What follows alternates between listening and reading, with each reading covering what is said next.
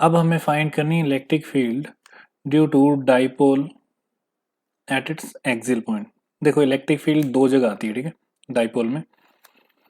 एक तो axial point पे और एक इक्वेटोरियल पे। तो पहले एक्सियल वाला करते हैं। तो डाइपोल क्या होता है? डाइपोल होता है two charge system, two opposite charge का system which is separated by small distance, ठीक है। तो let's suppose this is separated by D distance. तो इसकी एक डाइपोल मोमेंट होती है। अच्छा, यहाँ जो ये आर है वो very very greater than D होगा, मतलब डी कम लेना हमने, ठीक है। और ये आर क्या है? ये आर वो पॉइंट है जहां पे हमने इलेक्ट्रिक फील्ड फाइंड करनी है। Let's suppose this. तो ये आर जो है वो डिस्टेंस होगा from centre of dipole to the point where we have to find electric field, ठीक है। तो लेट्स सपोज पी पॉइंट पे फाइंड करनी थी मेरे को। तो अब होगा क्या? तो पहले इसको समझ लेते हैं कि क्या होगा, उसके बाद लिखने वाला लिख देते हैं। इस पॉजिटिव चार्ज की वजह से इलेक्ट्रिक फील्ड कहाँ को होगी? दूर को। दूर को मतलब बाहर की तरफ को। तो ये आ गई बाहर की तरफ। तो ये आ गई ई प्लस की वजह से, ठीक है। सेकंड इलेक्ट्रिक फील्ड नेगेटिव की वजह से। नेगेटिव की वजह से क्या होता है? नेगेटिव की तरफ को आती है, तो नेगेटिव की तरफ को आ जाएगी। अब ये मैंने बड़ा छोटा बनाया, तो ध्यान से देखो। ऑब्वियसली इलेक्ट्रिक चार्ज कौन सा वाला पास पड़ा है? पॉजिटिव वाला। तो उसकी वजह से ज्यादा होगी और नेगेटिव वाले की वजह से कम होगी, ठीक है। इसलिए इलेक्ट्रिक फील्ड की जो स्ट्रेंथ है वो मैंने इस टाइप से बना दी है। इसको मैं लिख देता हूँ ई नेगेटिव। अब लिखने वाला लिख देता हूँ मैं। तो ये लिख दिया, consider dipole of length d, consider a point P on its axial line, ठीक है। So electric field due to plus q charge on P is E plus, ठीक है, ये हमने मान लिया। And electric field due to minus q charge on point P is E minus. Therefore E plus की value क्या हो जाएगी? ई प्लस की वैल्यू आ जाएगी मेरे पास। अच्छा, उससे पहले इस पॉइंट के डिस्टेंस भी लिखने पड़ेंगे। तो देखो, फर्स्ट चार्ज से इसका डिस्टेंस जो है वो है, यहाँ देखो, ये आर है, ठीक है। और यहां से यहां तक का डिस्टेंस है डी बाई टू। इधर से इधर तक का भी है डी बाई टू। तो अगर आप ध्यान से देखो तो यहां से टोटल डिस्टेंस पी तक कितना हो गया? R plus D by two. तो एक डिस्टेंस ही आ गया। दूसरा डिस्टेंस, दूसरा डिस्टेंस यहां से यहां तक होगा, यहां से इस पॉइंट पी तक। और वो कितना है? ये रेड वाला मैं यहां लिख देता हूं। इसकी वैल्यू है r minus d by two, ठीक है। तो अब ये वैल्यूज हमने यहाँ पुट करनी है। तो देखो, ई प्लस की वैल्यू क्या हो जाएगी? ई प्लस की वैल्यू आ जाएगी के क्यू अपॉन इसके बीच का डिस्टेंस। इसके बीच का डिस्टेंस कितना है? रेड वाला। रेड वाला मतलब r minus D by two का होल स्क्वायर,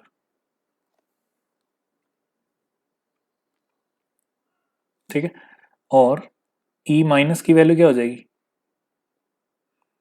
ई माइनस की वैल्यू आ जाएगी, ऐसे ही आ जाएगी सेम टू सेम, बस नीचे का लग जाएगा प्लस। तो के क्यू ओवर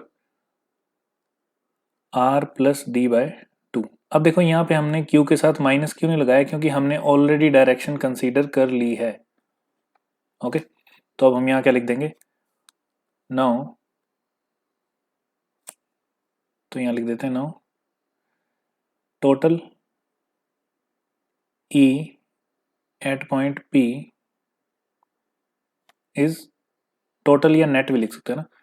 तो E net is equal to E plus minus E minus. तो वैल्यू पुट करो। ई नेट आ जाएगी आपकी, के क्यू को मैं कॉमन ले लेता हूँ पहले ही, ठीक है। प्लस की वैल्यू क्या है? 1 upon R minus D by two का whole square, -1 upon R plus D by two का होल स्क्वायर। तो आई थिंक यहाँ तक पता लग गया होगा आपको। तो यहाँ होगी आपकी फिजिक्स खत्म और मैथमेटिकल पोर्शन शुरू हो गया।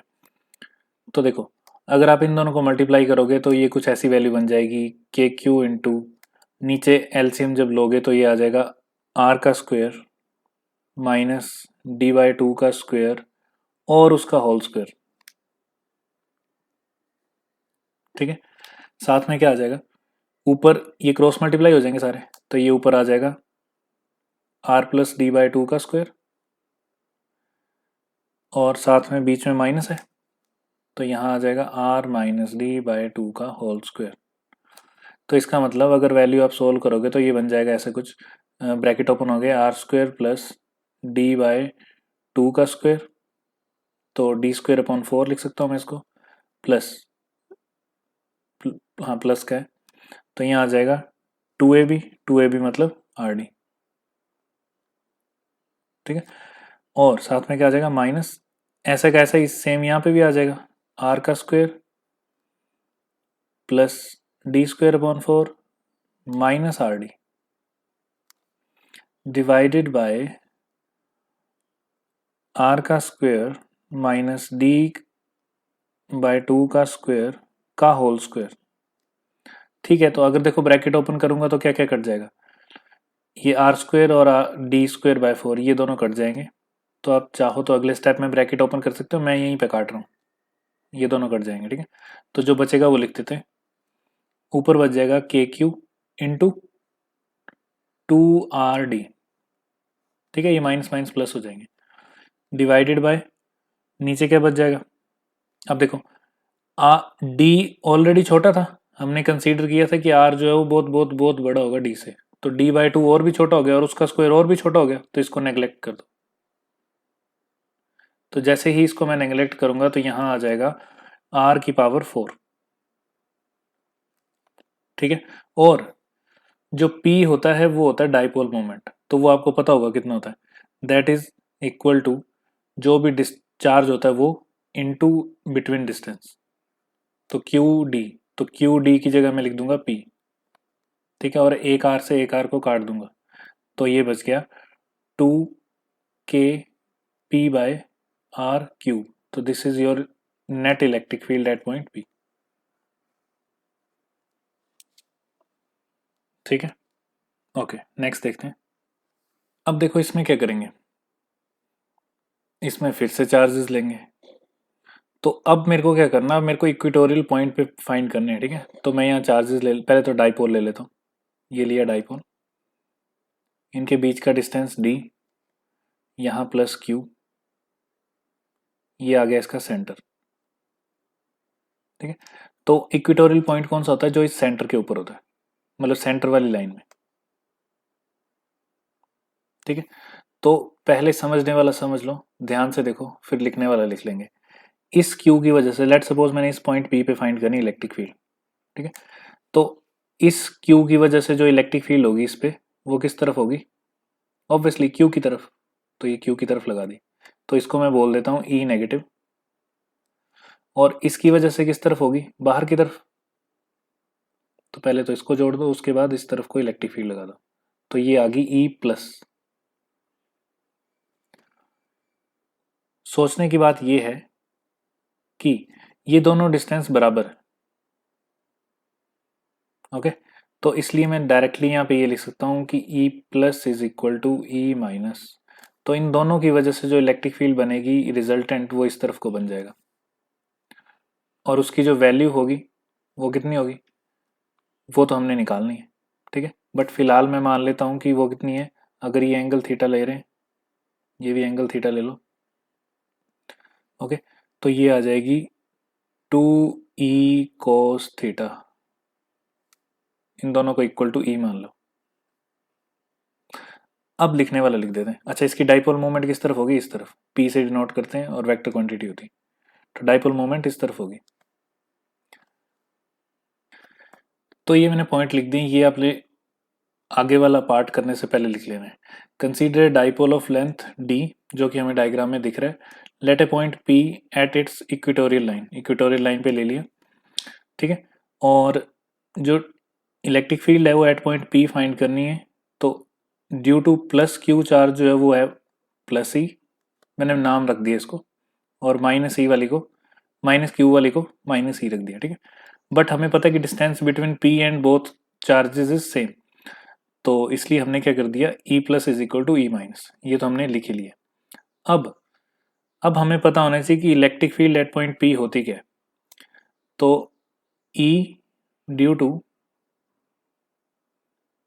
एनी चार्ज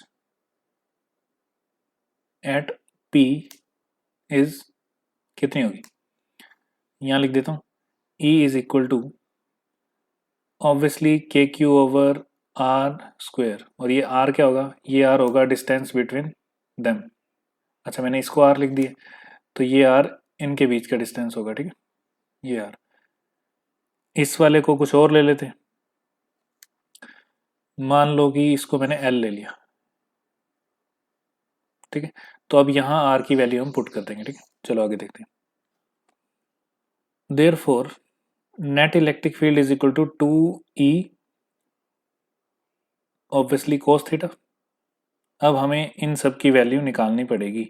अब देखो कोस थीटा को अगर आप ध्यान से देखो तो पहली बात कि यहाँ पे जो डिस्टेंस है वो है d/2, ये वाला, ठीक है। और ये जो एंगल है वो किसके इक्वल होगा, ये वाला जो थीटा है वो इक्वल हो जाएगा यहाँ के इस एंगल के, ठीक है। और ये वाला एंगल जो है ऊपर वाला वो भी इसके बराबर हो जाएगा, तो दोनों सेम ही है वैसे तो, ठीक है। तो कोस थीटा की वैल्यू क्या आ जाएगी वो भी लिख देते हैं और ई की वैल्यू भी लिख देते हैं। तो ये देखो 2 मल्टीप्लाई ई की वैल्यू क्या आनी थी, के क्यू ओवर आर का स्क्वायर। आर का स्क्वायर कितना आएगा यहाँ पे, चलो आर का स्क्वायर फिलहाल ऐसे लिख देते हैं, इंटू कोस थीटा की वैल्यू लिख दो। कोस थीटा की वैल्यू क्या आ जाएगी, बेस अपॉन हाइपोटेन्यूज, तो d by two upon r, क्योंकि हाइपोटेन्यूज तो आर ही है ना, तो ये ठीक है। तो ठीक है 2 इंटू के क्यू इंटू डी अपॉन, अच्छा ये 2 तो काट ही सकते हैं हम, और आगे आ जाएगा आर क्यूब। तो अब वैल्यू डाल देते हैं। अब देखो आर क्यूब की वैल्यू, आर की वैल्यू क्या है यहाँ पे, आर की वैल्यू है अंडर रूट ऑफ ये हाइपोटेन्यूज है, तो एल का स्क्वायर प्लस इसका स्क्वायर, तो ठीक है लिख देते हैं परपेंडिकुलर का स्क्वायर प्लस d/2 का भी स्क्वायर, ठीक है।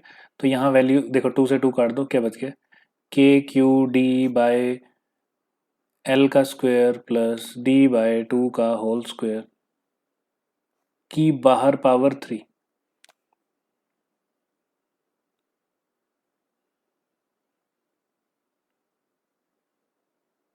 हाँ 3, और साथ में r का अंडर रूट, तो ये अंडर रूट भी आएगा, तो अंडर रूट को मैं बाय 2 ऐसे लगा देता हूँ, ठीक है। तो अब देखो ये वाला डिस्टेंस हमने कम लिया हुआ है ऑब्वियसली, तो ये नेगलेक्ट हो जाएगा, तो इसको नेगलेक्ट कर दो। तो बचा क्या, ई नेट बच गई आपके पास के क्यू डी ओवर एल का स्क्वायर, एल का स्क्वायर इंटू 3/2, तो ये 2 से 2 कट गया ये भी, तो आंसर बच गया आपके पास। अच्छा इस इन दोनों को पुट कर देता हूँ मैं, पी डाइपोल मोमेंट होता है ना, तो ये आ जाएगा के पी बाय एल का क्यूब। तो this is your E net. अगर आपने इसको वेक्टर फॉर्म में लिखना है तो ध्यान से देखो, ई और इसकी वैल्यू जो है वो दोनों अपोजिट डायरेक्शन में है। इलेक्ट्रिक फील्ड की वैल्यू जो होगी इस तरफ को होगी, और डाइपोल मोमेंट बैक साइड को जा रहा है, ठीक है। ये dipole moment, sorry electric field ये है और डाइपोल मोमेंट इस तरफ को है, तो दोनों अपोजिट है। तो मैं इसको लिख सकता हूँ E vector is equal to क्या, minus of k p vector upon r cube मतलब एल क्यूब,